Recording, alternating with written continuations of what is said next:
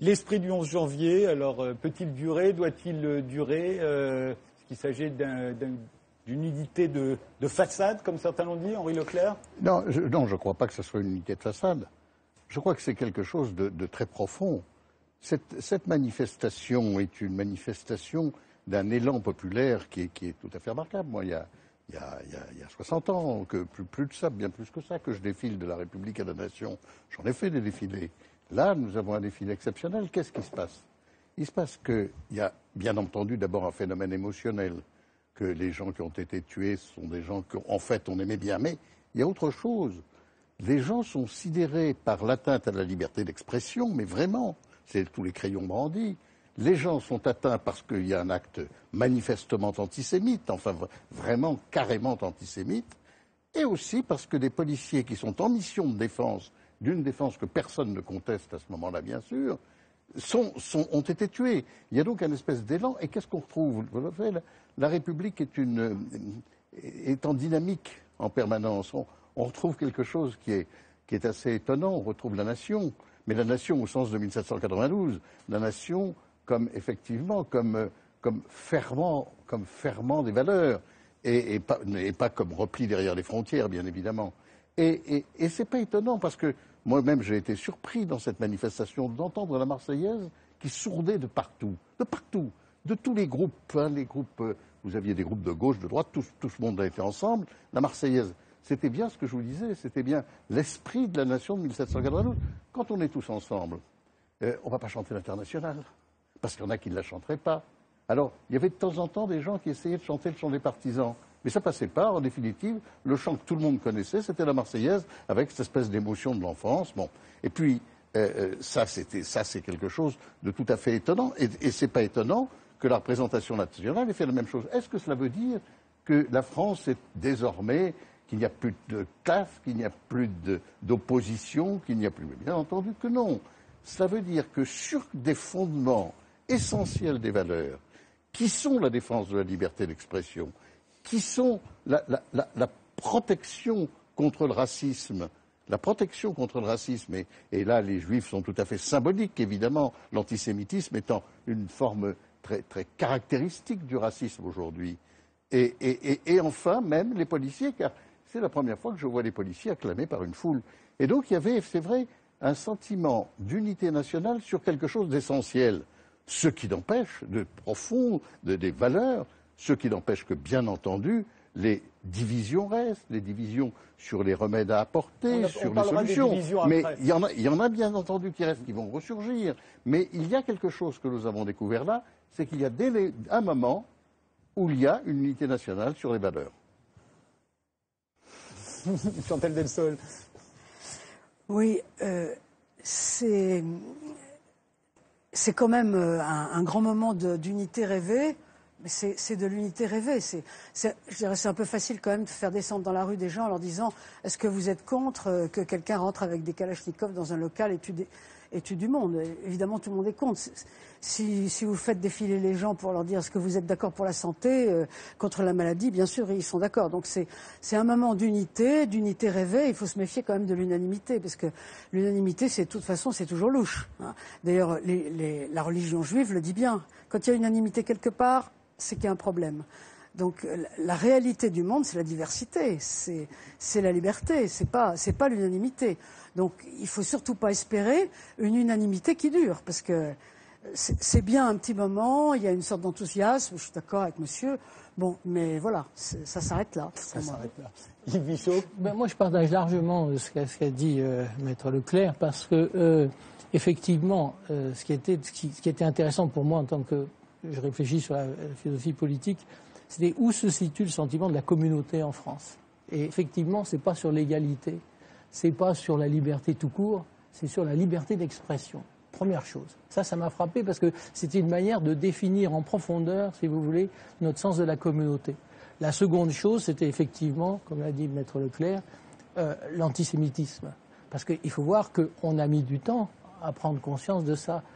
Mois de Néra, c'est 2012. Après, il y a Ménouche, le musée juif. Après, c'est la troisième fois.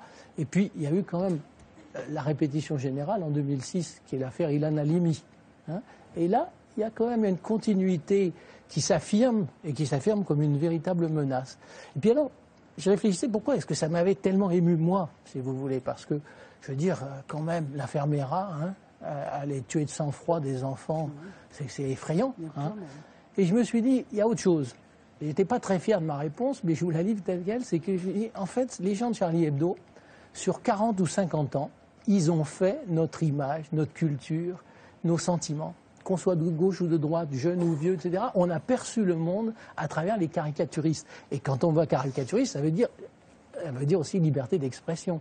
Et moi, je sentais que j'étais très atteint, si vous voulez, dans ma fabrication culturelle, en quelque sorte, alors que je ne suis pas du tout un amateur de Charlie Hebdo ou de Harakiri ou de l'écho des savanes, si vous voulez. Mais ça a été tellement notre culture pendant 40-50 ans. Mais alors, du coup, ça relativise ce que je dis, parce qu'il y en a qui ne partagent pas du tout cette culture. On en parlera aussi. Et ça viendra. Parce que j'ai bien connu, par exemple, quand on a fait toutes nos conférences dans les lycées, avec l'université et tout ça, j'ai bien vu que la liberté d'expression, c'est pas évident pour tout le monde. Hein. On reparlera de Ali Ben Maklouf. Oui, par le passage que vous avez montré, le moment d'indivisibilité du peuple français est apparu. Donc il y a quelque chose comme une mise en action de l'indivisibilité qui est affirmée dans le préambule de la Constitution. Et je crois que c'est un moment important. Le mot de fraternité a été prononcé.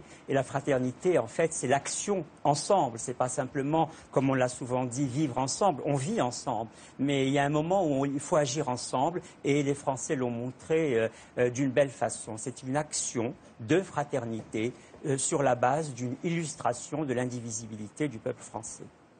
Dominique Schnapper. Oui, moi j'ai été assez du sentiment d'Henri Leclerc. Je crois qu'il y a eu un moment d'une forme de communion nationale et que c'est sur ce fondement de la communion de la nation qu'on a pu réunir des gens. Alors vous avez été surpris par les réactions vis-à-vis des policiers. Vous savez que depuis longtemps, dans les sondages d'opinion, les policiers sont très populaires. Ils sont juste après les hôpitaux et ensuite c'est la police. Simplement, les gens qui d'habitude font des manifestations sont contre les policiers. Et là, c'est là où on voit que c'était une manifestation très différente des manifestations habituelles parce qu'il y avait ceux qui savent qu'une police républicaine est une protection de la République. Et donc, ça a attiré toute une frange de la population qui, d'habitude, n'est pas dans ce genre de manifestation et qui s'est retrouvée dans un moment de communion. Alors, je ne suis pas sûre que nous voyions tellement le monde à travers les caricaturistes. Je crois que c'est peut-être dans nos milieux plus qu'en général. Alors on a commencé à dire, oui, mais tout le monde n'était pas représenté. Et bien entendu, tout le monde n'est jamais représenté et on ne va pas commencer à mesurer si telle ou telle catégorie était là. Mais il y a eu un mouvement de communion qui a été un mouvement politique. Ça a été une action politique. Et dans une action politique, on n'est pas toujours représentatif. Mais est-ce que ça va rester aussi? Est-ce qu'il va rester? Mais ça, nous le verrons ensuite. Nous ne pouvons pas le dire. dire. Est-ce que c'est un moment d'émotion qui ne va donner rien, sinon un souvenir d'un moment de communion un dimanche après-midi dans toutes les villes de France, jusque dans les villages de France. Enfin, il y a eu dans beaucoup d'endroits. Et on va voir ce que les politiques et les citoyens français en feront ensuite. Mais je ne vois pas comment aujourd'hui nous pouvons évaluer ce que ce mouvement d'émotion politique et de communion va donner dans l'avenir. Non mais je crois qu'il va disparaître ce mouvement, bien sûr, ce moment. Et je crois qu'en même temps... mais il peut avoir une influence. Il y a eu d'autres moments de célébration. Ce qui est important, c'est que c'est comme un inconscient. C'est-à-dire qu'il y a quelque chose qui, à un moment, émerge. Ça va disparaître après, mais ça reste, ça existe. Nous avons fait quelque chose, nous avons constaté qu'il y avait quelque chose qui existait, qui, encore une fois, n'était pas la conception nationaliste étroite des frontières de la nation, mais qui était la liberté d'expression, effectivement, qui était le non-racisme, etc. Quelque chose auquel on est tous très attachés. Alors, bien entendu, avec l'émotion de gens que nous aimions tous. Voilà. Et ça voudrait dire qu'on y serait plus attaché, même qu'on ne pouvait peut-être le penser. Mais je pense que quelques jours avant. Parce que beaucoup des gens qui manifestaient... C'est le problème de ce que nous avons au fond de nous-mêmes et qui c'est bien, ça y est, ça reviendra peut-être un jour, ça y est, on sait que ça y est. Voilà, c'est tout. Et on a forcé, les citoyens ont forcé les politiques à l'unanimité. Absolument. Et là, les politiques ont été étonnants, justement en comprenant qu'ils n'avaient pas la possibilité d'être autrement. Ils ont compris, et je pense qu'ils ont adhéré. Donc, Mais il y a eu aussi des critiques pour dire c'est dommage qu'il y avait tous ces chefs d'État, ces dirigeants politiques, il y avait quelque chose de... Au fond, il y avait une récupération politique. Certainement. Mais au fond, c'était un signe, c'était un geste. Moi, personnellement, je n'étais pas... Je crois que le carré de tête n'est pas ce qu'il y avait d'important dans cette manifestation. Le carré de tête était une prise de position politique générale. Bon, c'était intéressant de voir défiler côte à côte Netanyahou et Mahmoud Abbas en particulier. Mais en même temps, je pense qu'il y avait quand même quelques présences qui étaient des présences qui nous blessaient. Voilà, je le dis sans Carrément. Ah oui, il y avait des présences qui nous blessaient. Oui. Mais je ne vais pas, si vous voulez, ici reprendre ça. Mais il y avait des présences qui nous blessaient. James Galbraith, vous avez connu aux États-Unis il y a 14 ans le même genre d'unanimité, d'unité nationale? Oui, bien sûr, pendant un petit moment. Mais si vous permettez, je voudrais commencer simplement par exprimer les condoléances à tous les artistes, aux économistes qui ont perdu un collègue très estimé, à tous qui ont perdu des proches et à tous les Français et les Françaises. Ces événements, j'étais aux États-Unis, ils ont évoqué des émotions très, très vives et des souvenirs aussi très vifs. Et vous avez parlé de l'unité des Français, mais il y avait aussi une unité entre les Américains et les Français en ce moment. Ceci dit, c'est bien sûr, ça nous a évoqué les souvenirs de l'an septembre 2001. Et ça fait 13 ans maintenant, il faut aussi réfléchir un peu sur les conséquences des actions qu'on a prises après. Je peux en parler si vous voulez. Je crois qu'il faut admettre qu'on a fait le bilan de ces actions. On a trouvé qu'elles nous ont mis sur la voie de la surveillance, sur la voie des commissions militaires, sur la voie de 2 guerres, et ensuite sur Guantanamo et finalement à la torture. Donc nous avons eu une expérience d'agir très rapidement à la suite de ce genre d'événements. Et quelles en sont les conséquences? Beaucoup de pertes et de gains presque invisibles. Donc c'est pour ça que j'ai dit, comme vous avez dit, que c'était... nous avons fait des erreurs catastrophiques avec des conséquences qui durent pour nous. Et dans les grandes républiques, la capacité de réfléchir de ce qu'il faut faire devant ces événements horribles, c'est un des points les plus forts de nos systèmes constitutionnels. Ali Ben Maklouf. Oui, pour relier ce point, le fait d'avoir pensé que la torture pouvait aller contre la terreur était une catastrophe. La torture fait partie de la terreur, c'est dans la même catégorie. Alors d'avoir utilisé la torture pour faire baisser la terreur, en fait les cruautés s'étouffent les unes les autres et enflent entre elles.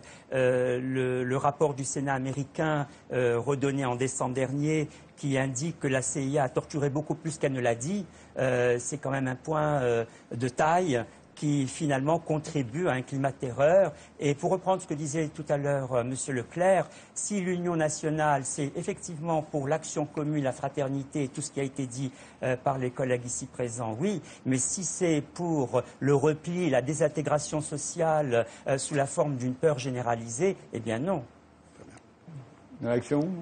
Le terrorisme consiste à produire la terreur généralisée, de toute manière. C'est son mode de fonctionnement. Donc il cherche à atomiser. Le terrorisme cherche à atomiser une société par la peur. Bon, la réponse, ça a été un mouvement de regroupement de la communauté nationale, et encore une fois parce qu'ils ont touché quelque chose de très profond. Très profond, et c'est rare. Les politiques ont récupéré, et c'était normal, c'était de bonne guerre qui récupère. Je ferai remarquer une chose, c'est qu'il y en a une qui n'a pas récupéré, et qui a vraiment ses singularités, c'est Marine Le Pen. Ça, c'est très intéressant, parce que je pense que ça aura des conséquences dans la vie politique française.